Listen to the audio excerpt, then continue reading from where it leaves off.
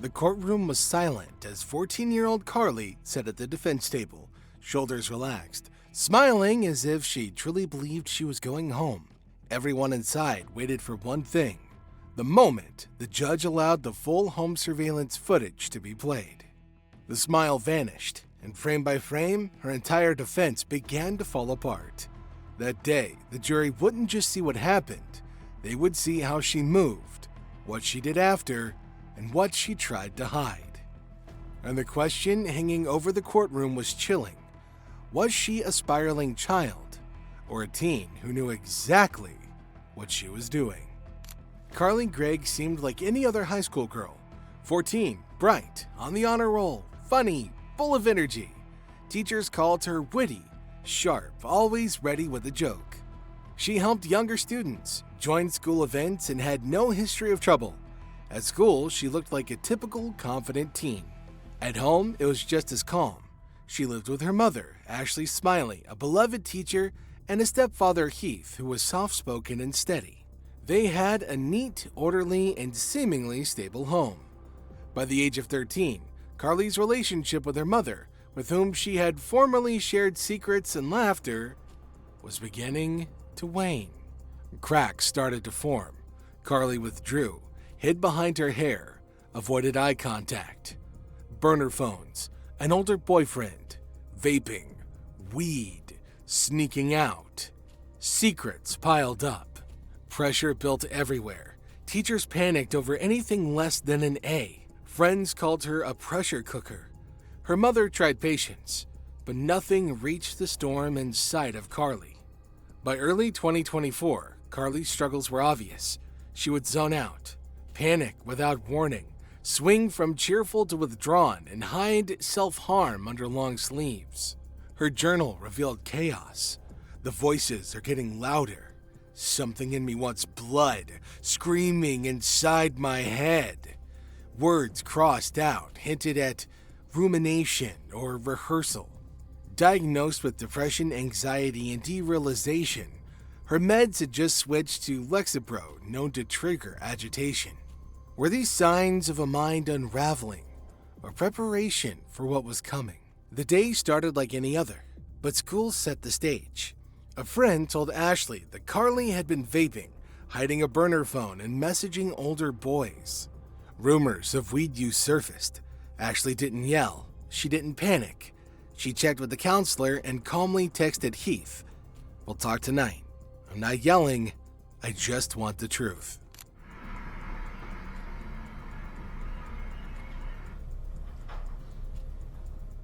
By 4:03 p.m., exterior cameras showed mother and daughter arriving home. Everything looked normal. Ashley tired, Carly distant, almost detached. No arguments, no raised voices, just ordinary movements, unaware of the storm about to hit. Inside, the layout mattered. Kitchen by the back door, hallway to bedrooms, parents' room left, Carly's across. Carly let the dogs out, stealing a few moments alone. Ashley went to Carly's room, kneeling by the dresser, searching for vape pens, unaware that danger lurked just steps behind her.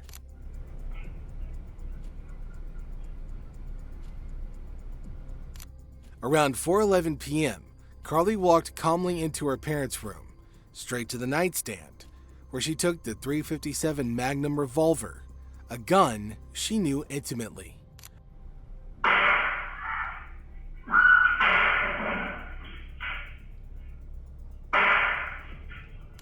At 4:12 p.m., the attack began. One shot to Ashley's head, two more to her torso. She collapsed instantly. Autopsy confirmed, no defensive wounds. Angles show that she was kneeling or bending, the shooter standing. Then came 10 to 13 minutes that shocked investigators. Carly didn't call 911. She didn't stop the bleeding. She didn't sit with her mother.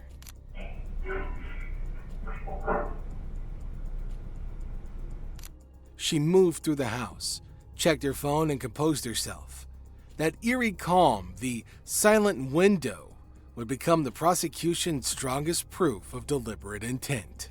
After those silent minutes, Carly's chilling side emerged. She grabbed her mother's phone and texted Heath, "When will you be home, honey?" Every word deliberate. She even deleted some of Ashley's earlier messages, erasing traces of a normal conversation. Next, she made FaceTime calls to friends. She cried, admitted she had messed up, but her words were clear, her speech logical.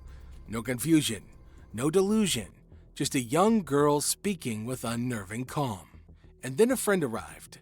Carly led her straight to the bedroom and revealed Ashley's lifeless body.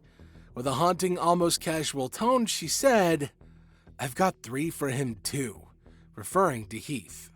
Carly moved the body, folding hands, covering her mother's face with a blanket. Some might see remorse. Prosecutors saw planning, staging, control. All the while, the kitchen camera caught her humming softly at the fridge. Calm, composed, disturbingly normal. A terrifying contrast to what had just happened. At around 5 p.m., Heath Smiley arrived home, unaware of the nightmare already waiting. He walked through the garage, expecting a normal evening. But Carly was there, standing in the hallway, gun ready. Shots rang out the moment he stepped inside. Heath ducked, but they missed. Without hesitation, he charged, and the two struggled over the weapon. Heath wrestled it from her hands. Free but shaken, he ran to his wife. Ashley lay lifeless on the floor. Panic gripped him, hands trembling. He called 911. My wife is shot. Carly shot her.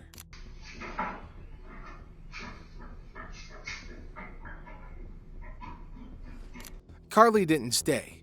She fled through the back door into the neighborhood, leaving behind a scene that would haunt everyone and define her life forever. Minutes after fleeing, Carly was found near a neighborhood creek, crying, disoriented, shaken, but still asking about Heath. Is he okay? I didn't mean to hurt him. Got her handcuffed. Wife's waiting. Look. Let me step out real quick for me. Gunshot residue tests confirmed contact with the firearm on both hands, a crucial piece of evidence. Which hand did you shoot with? Which hand did you shoot with? Investigators pulled everything together. Her notebook provided insight into her thoughts. Surveillance cameras followed her whereabouts. Text records proved her posing as Ashley, and the phone revealed her dishonest communications. Forensics examined the pistol itself. Bloodstains, fingerprints, and bullet trajectories. This was no accident. As all the details indicated, it was deliberate. Prosecutors argued Carly, just 14, planned every step, unlocking her mother's phone, texting Heath to lure him home, showing a friend the body, even attacking Heath. Surveillance showed no confusion, only deliberate, logical action. She wasn't losing control. She knew exactly what she was doing. The events on March 19th were not intentional. The defense said otherwise. Carly wasn't cruel, she was mentally ill.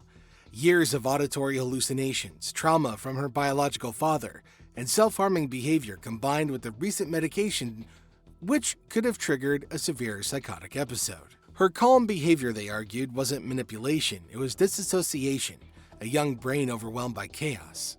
Early hearings set the stage. Prosecutors pushed to try her as an adult. Defense highlighted her mental health struggles. An intent to kill the victim, Ashley Smiley, that she did this with an intent to kill. For months, the tension built, every motion, every argument leading toward the trial. The state offered a plea deal, 40 years if she pleaded guilty. Defense attorneys considered it, but Carly refused. At just 14, she wanted to tell her story and risk the life sentence. Sir, is that your verdict? Ma'am, is that your verdict? Sir, is that your verdict? Courtroom drama reached its peak during testimony. Carly covered her ears during autopsy descriptions. Prosecutors replayed the household camera footage. Defense psychologists described a break from reality. Prosecution countered, calculating, manipulative, aware. Hand was on the gun after the first shot, and I twisted it from her. Then Heath testified. He recounted struggling with Carly, discovering Ashley's body and the loss of his wife. Did you ever get struck by a bullet? Yes, one of them kind of grazed right through this muscle up here. The courtroom felt the weight of tragedy. Many were visibly shaken. After less than 2 hours, the jury deliberated and returned a verdict guilty on all counts. The insanity defense was rejected unanimously. Carly Madison Gregg, just 14 years old, faced the full weight of the law. Like, share, and subscribe for more real-life stories that shock.